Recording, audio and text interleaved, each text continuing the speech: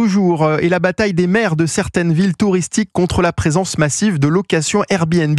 À Marseille, c'est une première. La municipalité assigne en justice 4 propriétaires qui n'avaient pas déclaré d'activité de location saisonnière et qui n'avaient pas non plus proposé en proportion équivalente des locations familiales.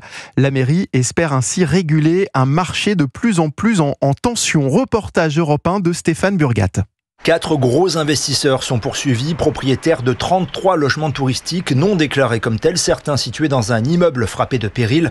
Le marché de la location touristique est devenu sauvage, dénonce l'avocat de la mairie, Georges Mendes.